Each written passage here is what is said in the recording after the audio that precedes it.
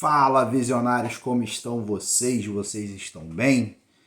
No vídeo de hoje a gente vai falar um pouco sobre essa questão de reduzir limite de cartão de crédito. Os bancos estão reduzindo todos os meses. Hoje mais uma leva amanheceu aí com seus limites de crédito, né, dos seus cartões de crédito reduzidos.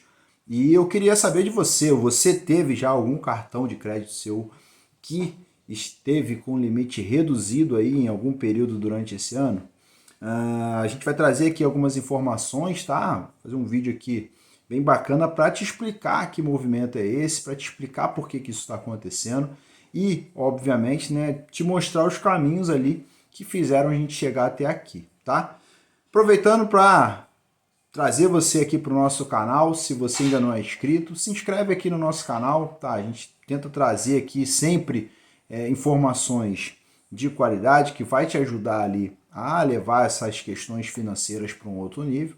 É óbvio que sempre que tem alguma atualização, ou em questão de segurança, ou algum bizu que a gente possa trazer aqui em relação aí a condições que a gente está vivendo no momento econômico, financeiro, né? Principalmente em relação a instituições financeiras, a gente traz e deixa aqui nesse canal que é para você aproveitar ao máximo essas informações, tá? Então, deixa aquele like no final do vídeo, peço para você esperar ali o final do vídeo. Se esse vídeo agregar alguma coisa para você, você deixa aquele like maroto e compartilha para toda a sua família aí, para os seus amigos, para ter essa informação, beleza? Então, sem mais delongas, vamos para o que interessa, que é trazer aqui informações para vocês em relação a essa questão aí de todo mundo estar com os seus limites de cartão sendo reduzidos, tá?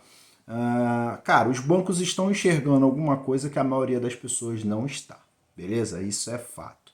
A gente passou por um momento de pandemia onde tudo ficou fechado e a gente não viu o banco diminuindo o limite de cartão de crédito de ninguém, tá? O cartão de crédito hoje é a principal porta de entrada para operações de crédito de pessoas físicas e jurídicas.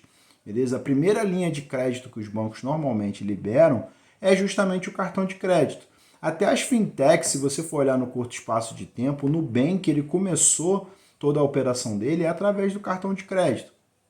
Então, o cartão de crédito ele é sim a principal forma de você gerar crédito. Inclusive, tem muitas instituições financeiras hoje que estão utilizando o limite do cartão para você enviar um Pix parcelado e te cobra ali uma taxa ali que não é tão baixa, tá? Mas que é menor do que o próprio crédito pessoal. Então, assim, hoje você consegue usar muito o limite do cartão de crédito, inclusive como forma de você contrair crédito. Você pode fazer saques no cartão, né? Saque em dinheiro para entrar na fatura do cartão. Você consegue fazer compras de forma parcelada. Então, o cartão é sim uma forma de você contrair uma espécie de empréstimo, tá? Mas que se você souber utilizar ali, dá para fazer uma jogada boa ali e ter ali benefícios em relação ao seu cartão de crédito. E como o banco enxerga isso como uma linha de crédito e o risco do Brasil ele vem aumentando, tanto que as nossas taxas de juros estão extremamente altas, tá? Praticamente aí ao mesmo patamar de 20 anos atrás, quando a gente vivia ali uma crise e estava começando ali a entrar naquele bom ciclo de commodities que a gente teve ali até 2008 aproximadamente, quando teve a crise do subprime, os bancos estão enxergando que a gente está vivendo uma condição de que o país num todo está gastando muito mais do que ganha e não tem muito mais de onde tirar. Na pandemia, como eu coloquei, após ali a condição de fechamento, tá, quando começou -se a reabrir o mercado, na verdade o governo começou a fazer ali um aperto financeiro e começou a reduzir impostos, de modo que a gente conseguisse ali ter uma forca um pouco mais solecada para que a gente não morresse na praia, tá? E aí com isso a gente teve uma taxa de juros mais baixa e isso fez com que os bancos conseguissem ali manter as linhas de crédito, a inadimplência não subiu tanto porque as taxas de juros até reduziram. Quem tinha operações de crédito imobiliário conseguiram fazer portabilidades e até renovações, reduzindo ali seu custo mensal. Mas depois disso a nossa taxa começou a subir de novo, porque acho que a gente errou um pouco a mão, passou um pouco do ponto ali e reduziu demais a nossa taxa, tá? Então, assim, a taxa estar muito baixa, se não tiver condições para isso, prejudica a nossa economia, assim como a taxa estar muito alta prejudica da mesma forma. Só que o problema é, para essa taxa começar a cair, a gente precisa ter algumas situações acontecendo, né? Uma delas começou até a acontecer. A nossa Bolsa de Valores está crescendo, né?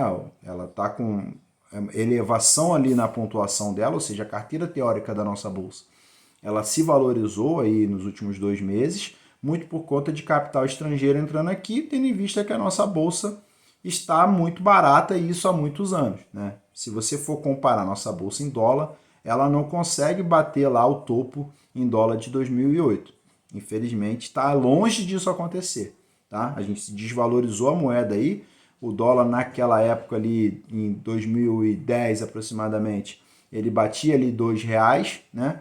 E hoje ele está quase 6. Então, para você conseguir bater aquele índice da Bolsa lá de trás, a gente teria que estar muito à frente aí em relação a isso. Mas, como eu falei, os dólares estão entrando, o investidor estrangeiro está colocando dinheiro no Brasil. O problema é que a gente continua gastando muito e o governo está começando a fazer algumas ações, está tomando algumas atitudes que não condizem, por exemplo, com o nosso plano real. Tá? O plano real ele veio para poder dar uma certa estabilidade econômica no país. E a principal promessa que foi feita lá em 93 era que a gente não teria surpresas econômicas. E aí o governo vem e lança um IOF por decreto que passa a valer já no dia seguinte. Entendeu? E isso traz uma certa insegurança para os investidores. As pessoas começam a olhar e falar assim, poxa, se eles já estão metendo a mão desse jeito em operações que a gente vai fazer, por que eles não podem meter a mão no dinheiro da gente que está no banco? Tal, pá? Não é para ninguém se desesperar por enquanto, mas é para ter uma pulguinha atrás da orelha, tá? De você diversificar, de você não deixar todo o seu recurso em renda fixa, porque é perigoso sim, tá? E aí lá atrás, quando houveram os confiscos do Collor, né, daqueles planos que houveram lá atrás antes de eu nascer, o dinheiro que foi confiscado foi conta corrente, conta poupança. Tá? Ninguém confiscou, por exemplo, ações de empresas, ninguém confiscou quem tinha ouro físico, ninguém confiscou quem tinha investimento em ações no exterior, ninguém confiscou quem tinha imóveis, apesar de haver esse risco, tá? Porque todo imóvel no Brasil, todo automóvel no Brasil, ele pertence ao Estado. A gente só tem a posse dele e a gente pode usufruir dele pagando anualmente ali um aluguel para o Estado. Então, todo esse risco que a gente começa a ver, os bancos já estão olhando para isso e também analisando o seguinte: o nível de inadimplência da população está muito alto e a gente não está tendo vamos dizer assim, um crescimento econômico que condiz com uma ampliação do crédito. Então, o que os bancos estão fazendo? Para que algumas pessoas que eles já enxergaram que existe o risco de inadimplir, que eles estão de boa, estão limpinhos ali, vamos já dar uma segurada neles, vamos tirar aqui a parte que eles não usam, né, para diminuir esse risco aí de repente eles caírem na tentação, ampliarem o seu endividamento e com isso acabar inadimplindo. Então, essa é a visão dos bancos hoje, tá? O governo ele já declarou que ele não tem recursos para pagar todo o orçamento dele de 2027. Tá? Já ali com o crescimento, com a expansão, com a inflação, etc e tal, ele não tem dinheiro para pagar 2027. Ou seja, independente de quem entrar como vencedor na corrida presidencial ano que vem, esse cara vai ter dificuldade, mesmo que seja o próprio que se mantenha, beleza? Então, tá complicada a situação. A gente espera que alguém coloque a mão na cabeça lá e comece a diminuir esses gastos. Algumas instituições já começaram a diminuir, mas até mesmo as estatais estão começando a dar menos lucro. E isso atrapalha também a receita do governo, tá? Então, quando as estatais estão dando lucro recorde, isso acaba ajudando um pouco o governo a pagar os juros da dívida. Mas, por outro lado, né, quando as estatais começam até a dar prejuízo, como os Correios estão dando, o Tesouro ainda tem que aportar na estatal. Então, ao invés da empresa estar ajudando o governo, né, a pagar suas dívidas, a pagar ali os compromissos que eles estão fazendo através de Tesouro Direto para poder imprimir moeda, o governo ainda está tendo que lançar mão de recursos para poder bancar essas estatais. Então a gente vê que está uma bagunça generalizada, ninguém está fazendo nada do que tem que fazer, tá? Então é necessário, é preciso cortar gastos, é preciso você ter ali uma certa estabilidade econômica para que as contas do Brasil comecem a ir para o eixo, você comece a reduzir ali a taxa de juros futura, o investidor estrangeiro volte a colocar dinheiro aqui, multinacionais voltem a investir no Brasil para trazer dinheiro externo para cá e a gente começar a ampliar nosso grau de riqueza, tá? Então é preciso colocar a mão na cabeça, voltar a trabalhar ali com consciência e principalmente de forma técnica, colocar ali na mão ali como que o Brasil consegue crescer. E o Brasil não consegue crescer com o nível de tributo que a gente está tendo que pagar. Quem paga imposto no Brasil já está no limite. Não tem como entrar mais, tá? Você vai fazer uma oferta hoje de uma previdência privada, que é uma forma de proteger o seu dinheiro do Estado hoje, com a regra atual. Agora, se você faz um aporte, por exemplo, de 50 mil, 2.500, já fica para o governo. Não é do rendimento, é do aporte, tá? E não fica para o banco isso, é para o governo. Então, já não é uma rentabilidade tão alta assim a previdência, porque tem os custos ali com taxa de administração, etc. E aí você agora tem 5% de perda para o governo do seu capital que você coloca lá, eles estão minando todas as formas que você tem de proteger o seu capital. E aí esse é o principal momento de você começar a diversificar, de você se proteger, tá? Nem que você faça vários aportes todos os meses de valor menor, mas é uma forma de você proteger uma parte do seu capital. Não é para colocar todo o seu capital nisso, tá? Mas uma partezinha é interessante você ter uma previdência privada, porque nem o juiz mete a mão nisso até então, tá? Tudo pode mudar, no Brasil até o passado é incerto, mas até então ninguém mete a mão nesse dinheiro, tanto que o dinheiro do nosso senhor Luiz está numa previdência privada, beleza? Outra forma de você se proteger do risco Brasil é dolarizar uma parte dos seus investimentos. Então eu acredito que pelo menos 20 a 30% dos seus investimentos hoje são necessários estar em um outro país, tá? De uma forma ali dolarizada e tal. O Bitcoin pode ser utilizado também para isso, porque você tira até dos outros países em si, mas você colocar um percentual tão grande somente em criptomoeda também complica. Então 10% do teu capital ali está em criptomoeda te ajuda, né? Até um pouquinho mais se você tiver um apetite a risco a isso, tá? Mas você ter uma outra parte ali, por exemplo, em ações ou no Tesouro Americano, por exemplo, que já é uma outra jurisdição, é uma outra condição já de pensamento, os caras estão bem mais evoluídos economicamente do que a gente, é interessante você ter, tá? Você já diminui o risco do Brasil. Você vê a Argentina, a Venezuela, a corrida pelos dólares ali, né? Hoje um venezuelano ganha 20 dólares por mês. Então você analisa que se você ganha R$ 200 aqui, você já está ganhando 30 dólares, um pouco mais que 30 dólares. Então você já é mais rico do que um venezuelano. Então hoje a gente ainda tem uma certa estabilidade. O dólar está nos 5,70, abaixo de 5,70. O Haddad já falou que a projeção do Brasil é manter o dólar em 5,70. Então toda vez que estiver abaixo disso, não é uma recomendação de investimento, mas você já precisa olhar com carinho para o dólar ali e estudar, analisar se faz sentido você fazer ali, né, uma aquisição de dólares e tal, que seja pouco, tá? Mas como eu acabei de dizer, a gente dificilmente vai virar uma Venezuela porque tem muita gente com dinheiro no Brasil, mas a virar uma Argentina a gente pode virar, tá? E muita gente ganha dinheiro quando a inflação dispara, tá? Não se engane. Quem tem recurso hoje está com alguma proteção em relação à inflação. E é ali que mora o perigo, porque se você estoura a inflação, é o pobre que perde. Quem tem algum recurso, ele acaba ganhando dinheiro, ele se protege daquilo ali,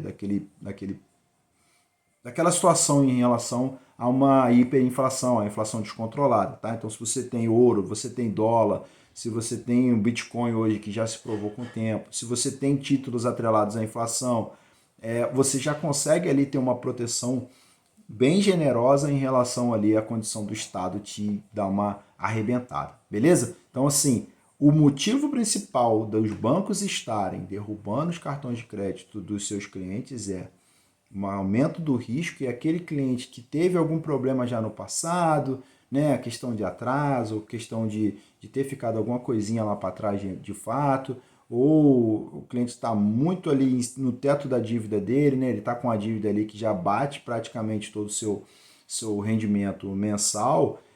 Esses clientes, o banco já está olhando com outros olhos ali e está reduzindo os limites desses clientes para poder evitar aí uma disparada geral de inadimplência e depois não ter com quem trabalhar, tá? Então, não foi só você, eu tive cartão aí que foi reduzido o limite, tá? Tava um limite mais alto, foi reduzido ali para o que eu uso de fato. Então, hoje eu praticamente vou girar agora o cartão, né? Com aquilo que eu já compro e tal. Mas não é exclusivo seu, beleza? Tá todo mundo no mesmo barco e muita gente teve aí cartão de crédito com um limite reduzido e os motivos são basicamente esses, tá? Existe alguma coisa que os bancos estão enxergando de que não vai dar para sustentar toda essa treta aí nos próximos meses, talvez no próximo ano, e o banco já está se antecipando ali e segurando essa questão, porque ele não quer tomar prejuízo, beleza? Banco sempre ganha, então ele está olhando e ele prefere correr o risco com pouco do que tomar uma pancada com muito. O Bradesco mostrou isso durante a pandemia, eles fizeram operações com taxas negativas naquela época para a média no Brasil, tá? Naquela época era uma taxa boa, porque a Selic estava 2% ao ano, mas no Brasil, historicamente, a gente não consegue ter uma taxa de juros tão baixa. E aí, quando a Selic disparou, o Bradesco ficou com diversas operações ali inadimplentes e com taxa de juros negativa, ou seja, eles tomaram prejuízo ali. Foi quando eles tiveram um problema, né? E aí teve que reestruturar tudo ali, fazer o dever de casa, passar todo esse tempo e agora que eles estão se recuperando. E por outro lado, o Banco do Brasil ali, com mudança de regra do Banco Central, né, e etc., começou a recair ali o lucro do Banco Estatal. Isso mostra para o mercado ali algumas condições adversas que, infelizmente, fazem com que os bancos fiquem sempre com o pé atrás no Brasil e precisem tomar algumas medidas para poder estancar aí um possível problema. Então fique ligado, tá? Não fique triste porque seu cartão de crédito diminuiu, não é culpa do seu gerente, tá? Não adianta ligar para ele, porque no máximo ele vai atualizar o seu cadastro e rodar uma análise de novo e vai tentar ali restabelecer, mas muito recente assim não volta, tá? Pode ser que mais alguns meses, tá? Você continue com seu histórico de crédito legal ali e ele consiga ali aumentando o seu limite aos poucos de novo, tá? Mas tá acontecendo todos os meses, principalmente na virada do mês, os limites dos cartões estão sendo reduzidos aí em massa, beleza? Então, espero que tenha explicado para vocês aí o real motivo de muitas pessoas estarem aí com seus cartões de crédito sendo reduzido ali o limite. Se esse vídeo agregou alguma coisa para você, se trouxe alguma informação para você, se alguém não está sabendo disso, compartilha ele e manda para essa pessoa para ele não ficar ali desesperado e falando que o banco é ruim e tal. Todos os bancos estão fazendo esse tipo de operação, tá? Reduzindo ali os limites de quem realmente eles acham que está com risco elevado, beleza? Então compartilhe esse vídeo para quem você acha que precisa dessa informação. Agora sim, eu peço o seu like, se você chegou até aqui é porque essas informações eram úteis para você. Não deixe de se inscrever no canal se você ainda não é inscrito. Por hoje fico por aqui, até o próximo vídeo. Aquele abraço e tchau.